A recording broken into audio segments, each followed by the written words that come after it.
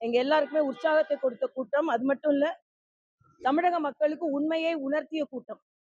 தமிழ்நாட்டுல எவ்வளவு ஊழல் நடக்குது, மத்திய அரசின் திட்டங்கள் எப்படி முடக்கப்படுகிறது, அவங்களோட சுயநலத்தினால கொடுக்க வேண்டிய வீட்டுக்கு மரியாதைக்குரிய பாரத பிரதமர் வீடு கட்டும் திட்டத்துல 3,00,000 பேருக்கு எப்படி வீடு கிடைக்காம இருக்குது. அதே மாதிரி மோடியை பார்த்தாலும் பயம் இல்லை, மோடியோட டேடியை பார்த்தாலும் பயம் இல்லை அப்படின்னு சொல்ற சிறுபிள்ளைத்தனமான கருத்துக்களுக்கு மிக மிக அனுபவம் வாய்ந்த ஒரு தலைவராக பதில் சொன்னார்.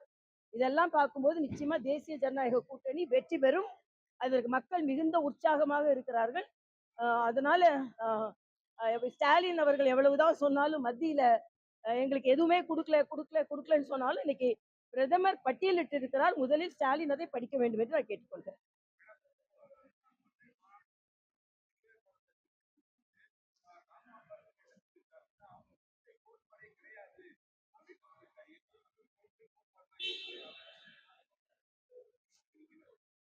நான் ஏற்கனவே அதுக்கு பதில் சொல்லிட்டேன். நான் கேட்கிறேன், உங்களுக்கு கொள்கை கோட்பாடு இல்லைன்னா எல்லாரையும் நீங்க சமமா மதிக்கிறீங்கன்னு சொன்னா நீங்க இந்து கோயில்களுக்கு போக மாட்டேன்றீங்க. உங்க மாநாட்டுல இந்து மக்களை மதிக்கிறோம், எல்லாரும் 80-85% இந்து மக்கள் தான் அப்படின்னு சொல்லிட்டு முருகன் படம் வைக்க சொன்னாலும் காளியாத்தா படம் வைக்காத நீங்க வைக்கிறது இல்லைல்ல.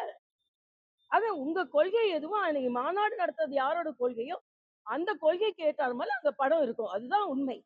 அதனால இதுல இன்னும் மறைக்க வேண்டியது ஒண்ணுமே இல்லை.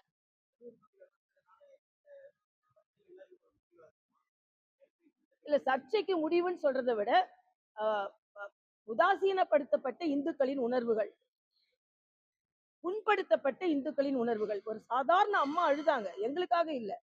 ஒரு தாய் என்னால முருகன் கோயில்ல விளக்கேத்த முடியலன்னு ஒரு தாய் அழுதாங்க.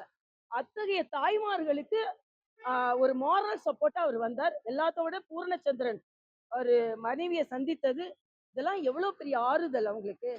அதனால இவங்க இந்துக்களை புறந்தள்ளுகிறார்கள், புண்படுத்துகிறார்கள். அப்படி இல்லை, எல்லாருக்கும் நான் உடன் இருக்கிறேன் என்று பிரதமர் சொன்னதுதான் அந்த சந்திப்பு.